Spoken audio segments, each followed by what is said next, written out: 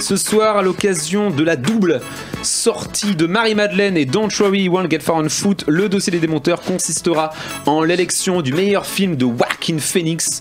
Une élection qui prendra la forme d'un tournoi. Je donne la main à Antoine Erhardt. Et oui, et donc ça a été assez difficile au final parce que Joaquin Phoenix a fait un certain nombre de films et beaucoup de bons films. Donc au final, les démonteurs ont choisi 8 films et on va procéder à un petit tournoi pour choisir, justement pour qu'ils s'affrontent un par un. Et pour choisir le meilleur parmi ces 8. Donc tout d'abord une petite bio de Joaquin Phoenix dont on a beaucoup parlé ce soir déjà. Il le mérite. Oui, oui, tout à fait. Donc il est acteur américain né en 74. Il connaît ses débuts à la télévision aux côtés de son frère River Phoenix et sa sœur Summer Phoenix. Pour la petite anecdote... il jouait Indiana Jones jeune. Dans le 3, River Phoenix. Ouais. Et oui, et pour la petite anecdote assez rigolote, toutes ses frères et sœurs s'appelaient River, Rain, Liberty et Summer. Et donc, lui était un peu jaloux et il s'est autoproclamé, il s'est donné le nom de Leaf Phoenix, adolescent, avant de repasser sur son nom de Joaquin Phoenix. Donc après il connaît des succès dans To Die For en 1995 de quand même, Gus Van Sant, puis dans Quills, film sorti en 2000 de Philip Kaufman. Mais c'est vraiment avec Gladiator en 2000 qui connaît son plus gros succès international en tant que Commodus, le général, et notamment il a une nomination aux Oscars, l'acteur meilleur acteur deuxième rôle. Et Russell Crowe a eu le meilleur acteur. Il a eu l'Oscar, je crois. Ça a dû faire un raz-de-marée ce film. 5 Oscars. 5 Oscars, c'est peu cher payé. Oui, c'est vrai. C'est pas mal déjà. C'est pas mal. Aux Oscars, c'est facile d'avoir les Oscars. Tu mets de la lumière, toi. Un noir et puis voilà. C'est pour ceux qui ont suivi l'émission d'il y a 3 semaines. Ouais, et pour continuer, lui, il a quand même connu deux nominations pour meilleur acteur avec Walk the Line en 2005 et The Master en 2012. Il a eu l'Oscar avec The Walk the Line, non ? Il a eu l'Oscar, pardon. Oui, tout à fait. Il a déjà eu un Oscar. Oui, heureusement. On commence ou t'avais autre chose à... Oui, non, tout à fait, on peut commencer. On peut commencer par le premier quart de finale qui va donc opposer... Alors, donc le premier quart de finale va opposer Don't Worry, He Won't Get Far on Foot avec le film Her.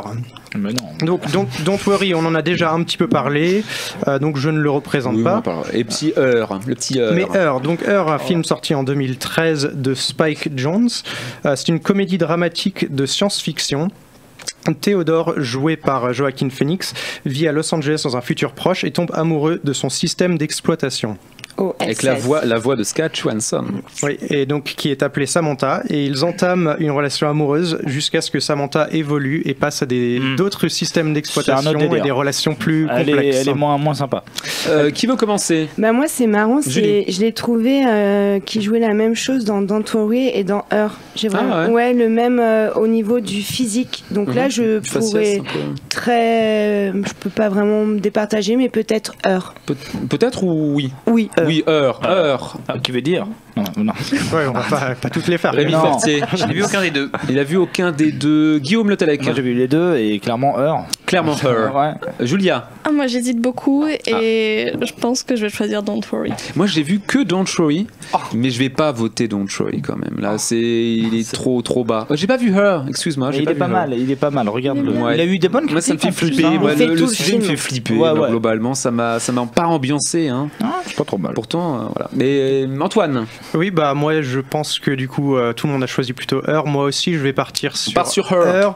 Je n'ai pas vu Don't Worry, mais donc de ce que j'en ai entendu ce soir, ça vaut pas une cacahuète. Ça vaut peut-être 2 cacahuètes. Her en demi-finale, deuxième confrontation. Alors deuxième confrontation. Donc on se retrouve avec The Immigrant, donc un film de 2013 de James Gray. James Gray, le réalisateur qui l'a fait le plus tourner, je crois. Avec Paul Thomas Anderson. Pardon. Oui, et donc Eva, qui est jouée par Marion Cotillard, arrive aux États-Unis avec sa sœur en 1920. Sa sœur est gardée à Ellis Island en quarantaine car elle est atteinte de la tuberculose et afin de libérer sa sœur, Eva accepte de travailler pour Bruno. Et Bruno qui est en fait proxénète et qui tombe amoureux d'elle et qui la trompe en fait, et qui lui fait croire qu'elle va danser, mais en fait pas du tout. Et donc Gladiator. Et contre Gladiator. Donc on en a déjà parlé. Gladiator, film de 2000. C'est un des favoris en effet, mais The Immigrant a quand même eu un certain succès. Ouais. Bon, du coup Gladiator. Donc on connaît l'histoire. Donc sorti en 2000, film réalisé par Ridley Scott. Donc ça raconte la chute du général romain Maximus Decimus, joué par Russell Crowe, qui a gagné l'Oscar du meilleur acteur, et qui est destiné à devenir le successeur de Marc Aurèle avant que l'empereur ne soit assassiné et le général soit trahi par Commodore. Qui entame j'adore la violence. Gladiator. Moi je commence. Gladiator. C'est Gladiator, bien sûr. C'est fabuleux. The Immigrant. Moi Gladiator. Mais voilà. Mais après je suis d'accord sur le fait que c'est un second rôle. Son rôle est plus intéressant. C'est un second rôle dans Gladiator. On a dit les meilleurs films ou le film. Oui, mais ça joue aussi le fait qu'il y ait Joaquin Phoenix. Ça joue aussi. Là c'est le meilleur film de Joaquin Phoenix. Même si c'est un second rôle, il est formidable dedans. Moi je mets Gladiator, moi il n'y a pas de souci. C'est qui Joaquin Phoenix? Ah non, merde. Julie. Je vais choisir Gladiator pour le film mythique qui est sorti en 2000. Voilà, pour l'anecdote, je l'ai vu au cinéma, donc en 2000 j'avais 8 ans. Ouais. Gladiator à 8 ans, je me suis endormi. Je vous assure, il est long aussi. Il est très long. Je me suis endormi et je me suis réveillé. Parce qu'il y a la version pas coupée aussi. Tu sais, il y a des scènes manquantes pour de vrai. Ah ouais, non. Il y a une version de 4 heures. Ouais, exactement. Antoine, une version longue et tout. Oui. Gladiator ou bah oui, je vais choisir Gladiator. C'est un de mes films préférés. Gladiator en demi. Désolé, Julia. On enchaîne. C'est pas grave. Oui, tout à fait. Donc, dans le prochain quart, on a A Beautiful Day, autrement connu sous le nom de You Were Never Really Here en anglais, sorti en 2017 de Lynn Ramsey.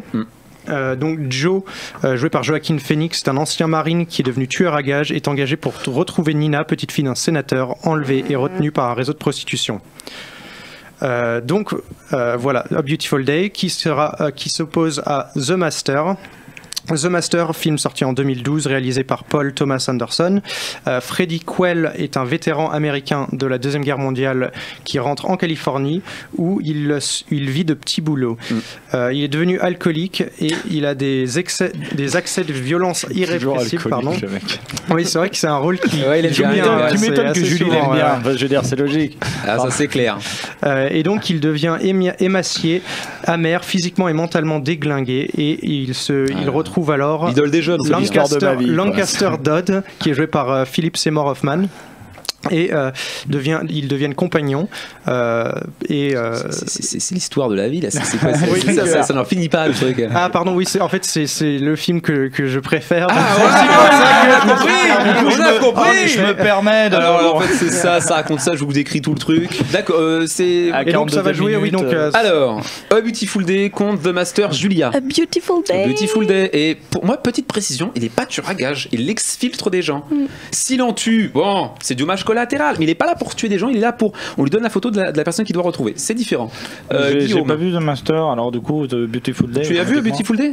Oui, je l'ai vu après, oui, mais on en avait parlé. Il est pas tueur à gages, mais il va quand même à Castorama acheter des petits marteaux pour préparer son coup. Donc un peu pro le type. On lui dit pas la personne. Oui, bien sûr. Mais moi, c'est le côté Castorama que j'ai adoré ce film. Il adore Castorama. Julie. A Beautiful Day. Je vote Beautiful Day. Je suis désolé, Antoine, que ton favori, que ton chouchou se fasse éliminer comme ça salement la manita. Mais il est bien le film ou...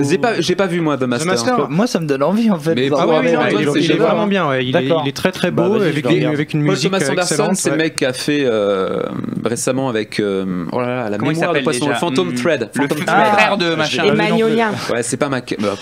Chacun sait. T'avais un peu déglingué le film. Ouais, d'accord. Dernier quart de finale, donc on passe aux demi-finales. Donc dernier quart de finale oppose We Own the Night à Walk the Line. Donc tout d'abord We Own the Night, sorti en 2007, film de James Gray. Bobby Green, joué par Joaquin Phoenix, est manager de la discothèque à la mode El Caraïbe, qui appartient aux Russes, donc une boîte de nuit à New York. Avec l'explosion du trafic de drogue, la mafia russe étend son influence sur le monde de la nuit, et pour continuer son ascension, Bobby doit cacher ses liens avec sa famille qui travaille dans la police new-yorkaise. Et petit résumé rapidement de Walk the Line. Donc Walk the Line, c'est très simple, c'est un film biopic sur Johnny Cash, le chanteur américain. Et Oscar du meilleur acteur pour Joaquin Phoenix. Guillaume. J'en ai vu aucun des deux. Aucun des deux, Rémi. Me neither. Me neither, aucun des deux, Julie. Walk the Line. Walk the Line. Ah bah oui. Non, la nuit nous appartient. La nuit nous appartient. C'est un chef-d'œuvre. Il est exceptionnel. Mais oui, d'accord, je suis d'accord. Mais la nuit nous appartient. Pour moi, c'est vraiment un rôle pour Joaquin Phoenix, quoi. Il est un peu dans la même ambiance que The Yards qu'il avait fait juste avant Gladiator, à la fin des années 90 avec Mark Wahlberg. Là, il retrouve Mark Wahlberg. Il produit avec Mark Wahlberg et c'est un rôle pour lui, quoi. C'est génial. Il y a que des regards de côté. C'est génial. Antoine. Moi, je vais choisir Walk the Line aussi. Je suis désolé, Quentin, mais bon. Oui, donc je crois Walk the Line. Walk the Line en demi-finale. Première demi-finale. On va aller vite. Juste un nom, un titre. Ok, donc on oppose Her à Walk the Line en demi-finale. Walk the Line. Bah du coup Her. Aucun des deux, Julie. Walk the Line. Walk the Line aussi. Ok. Moi non. Aucun des deux. J'aime bien Her. Donc Walk the Line en finale.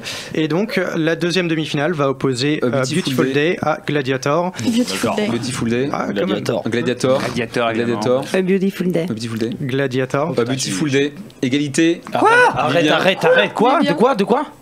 Gladiator. C'est Gladiator. Je t'aime, Vivian.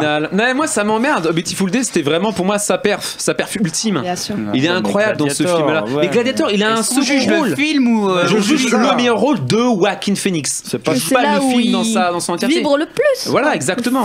C'est sa perf. Pour moi, elle est pas dans Gladiator. Méchant dans Gladiator. Il est détestable. Finale, Walk the Line contre Gladiator. Julia. Walk the Line. Walk the Line. Gladiator. Walk the Line. Moi je vais tenter de dire Walk the Line. Walk the Line. Gladiator. Gladiator. C'est 3-3. Encore Vivian Leverkorn. Oui. Gladiator. C'est Vivien qui décide de la carrière de Joaquin Phoenix. C'est donc Gladiator qui est élu le meilleur film de la carrière de l'œuvre attendu, de Joaquin évident. Phoenix.